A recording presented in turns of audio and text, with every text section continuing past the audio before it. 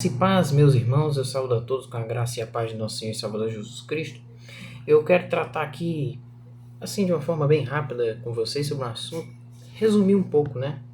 Esse assunto que é um assunto bem complexo, né? Que é a questão da escatologia. Eu vou tratar um pouco do assunto sobre a grande tribulação e a vinda de Cristo. Eu quero tratar aqui com você sobre esse assunto, se é pós, se é pré. Eu vou tratar um pouco desse assunto com vocês hoje. Quero deixar antes bem claro que eu respeito todas as posições escatológicas, né? Eu respeito quem é pré-tribulacionista, eu respeito aqueles que são mesotribulacionistas. Eu não creio que nenhuma dessas visões seja heresia, né? Porque eu acho que a escatologia é uma disciplina na teologia sistemática que dá assim base, né, para poder ter essas interpretações, porque a Bíblia às vezes não deixa tão claro, né, a respeito de alguns assuntos. Mas a respeito da tribulação, eu quero falar para você um pouco sobre a minha posição, que eu já vou adiantando aqui, é pós-tribulacionista. Eu creio que a igreja passa pela grande tribulação. E um dos motivos, né, é um motivo bíblico. Eu não vejo na Bíblia base, lendo o texto naturalmente, para que se diga que a igreja vai ser arrebatada antes da tribulação. Qual é o texto que eu estou usando como base para isso? Vamos lá para Mateus capítulo 24, versículo 29. Logo em seguida a tribulação daqueles dias, no caso aqui está falando sobre a grande tribulação, né, que antes, né, alguns versículos antes, se você quiser ler, leia em casa aí o capítulo 24 de Mateus. Antes, né, do versículo 28 para trás, estava falando sobre a grande tribulação, né? Aí vai falar, logo em seguida a tribulação daqueles dias, o sol escurecerá, a lua não dará sua claridade, as estrelas cairão do firmamento e os poderes dos céus serão abalados. Então aparecerá no céu o sinal do Filho do Homem. Todos os povos da terra se lamentarão e verão o Filho do Homem vindo sobre as nuvens do céu com poder e muita glória. E ele enviará os seus anjos com grande clangor de trombeta, os quais reunirão seus escolhidos dos quatro ventos de uma a outra extremidade dos céus.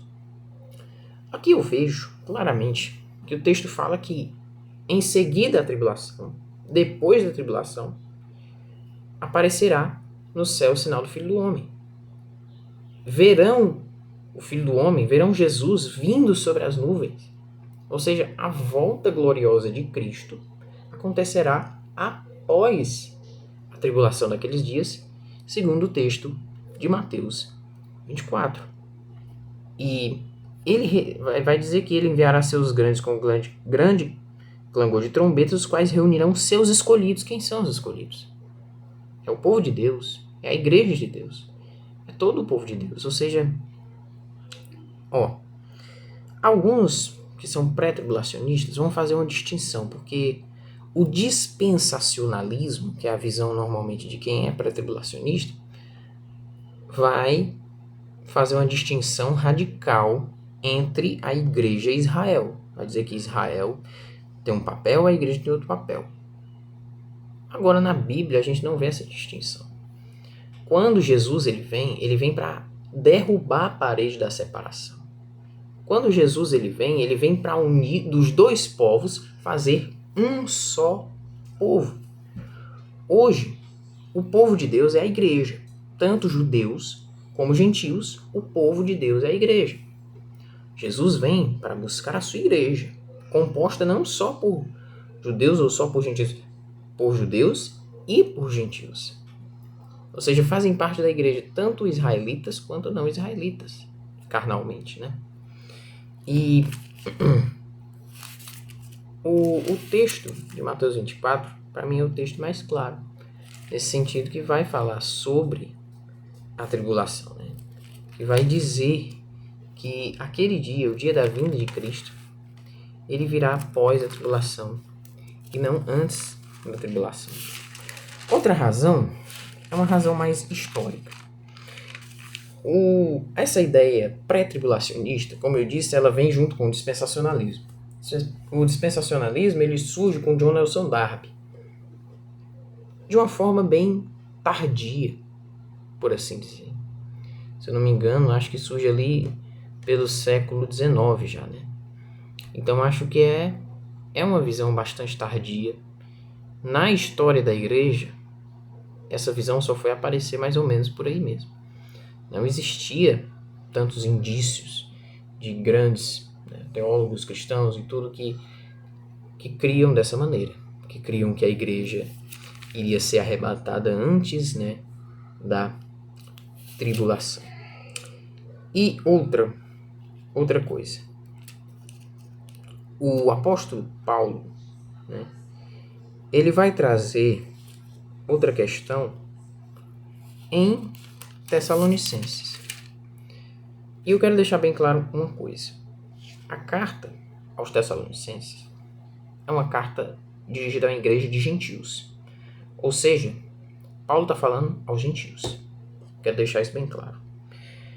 No capítulo 2, eu quero contextualizar. Na igreja de Tessalônica tinha alguns irmãos que, por conta de esperarem a vinda de Cristo, tipo, naquele exato momento, tipo, pode ser a qualquer momento, então deixavam de trabalhar, deixavam todas as coisas aqui porque acreditavam que Jesus já ia vir naquele mesmo momento. Entendeu? Esse era o contexto que Paulo vai falar. Irmãos, no que diz respeito à vinda do nosso Senhor Jesus Cristo e à nossa reunião com Ele, nós vos exortamos a que não vos demovais da vossa mente com facilidade, nem vos perturbeis, quer por espírito, quer por palavra, quer por epístola, como se procedesse de nós, supondo que tenha já chegado o dia do Senhor. Ninguém de modo nenhum vos engane, porque isto não acontecerá, ou seja, não acontecerá que o Senhor venha, sem que primeiro venha a apostasia, e seja revelado o homem da iniquidade, o filho da perdição, que é o anticristo, o qual se levanta contra tudo que se chama Deus, ou é objeto de culto, a ponto de se assentar no santuário de Deus, ostentando-se como se fosse Deus. Então, meu irmão, a vinda de Cristo não acontecerá sem que o anticristo se manifeste. É isso que Paulo está dizendo. Antes de Cristo se manifestar, vai ter um período de apostasia. Pessoas irão apostatar da fé. E também vai ter a manifestação do anticristo. Se a igreja vai ser arrebatada antes da tribulação, não tem por que Paulo falar isso. Porque como é que o Senhor vai vir para a igreja, buscar a igreja?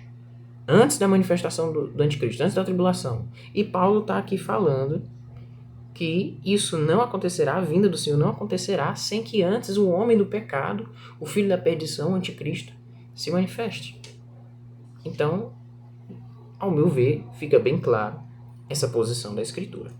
E outra coisa, será que se a gente chegasse para os pais da igreja e dissesse, a igreja vai ser arrebatada antes da tribulação, vai ter um arrebatamento secreto, estilo filme assim, e a galera vai ser levada e só os judeus vão ficar aqui sofrendo, né, na tribulação. Cara, eu acho que eles não iriam lidar muito bem com essa ideia, não. Primeiro porque a igreja sempre passou por tribulação. É uma certa afronta a gente dizer, não, Cristo não deixaria a sua igreja passar pelo período da grande tribulação. Então, a gente está dizendo que os nossos irmãos que morreram no Coliseu, a gente está desrespeitando esses irmãos. Os irmãos que morreram no Coliseu, que morreram nas grandes perseguições por parte do Império Romano, a gente está desrespeitando grandemente esses irmãos, porque eles passaram por grandes tribulações. E a tribulação daqueles dias é porque é o seguinte, eles dizem, não, mas aquela tribulação vai ser sem igual. Sim. Só que a ira de Deus derramada em Apocalipse, a ira de Deus, ela não será derramada sobre os crentes, sobre a igreja na tribulação. Será derramada sobre os ímpios. A gente na tribulação sofrerá na mão do anticristo. Sofrerá, com certeza, perseguição e aflição. Só que a ira de Deus, não. Nós não sofreremos a ira de Deus. Assim como no Egito, Deus poupou os israelitas dentro do Egito. Eles estavam no Egito, mas Deus os poupou das pragas, que eram uma manifestação da ira de Deus. Enfim, esse assunto é muito longo, né? Esse assunto é meio complexo e requer um tempo maior. Isso aqui foi só um resumo bem básico sobre a minha posição a respeito disso. Espero que você tenha entendido, espero que você tenha compreendido a minha posição. E, como eu disse, que não venhamos procurar discutir por causa de assuntos tão secundários como esse, tão, assim, como é que eu posso dizer, secundários mesmo, assuntos que não mexem no núcleo do cristianismo, que não vão fazer ninguém perder a salvação ou ganhar a salvação, né? Então, que a graça e a paz do Senhor Jesus Cristo esteja contigo. Se a gente for depois da tribulação, Deus vai nos dar força para que a gente fique aqui suportando. Se a gente for antes, eu não vou também reclamar, né, de forma alguma. Então, pessoal, que venhamos ter paz. Que venhamos ter paz e nos unir. Que não venhamos brigar por esse tipo de assunto.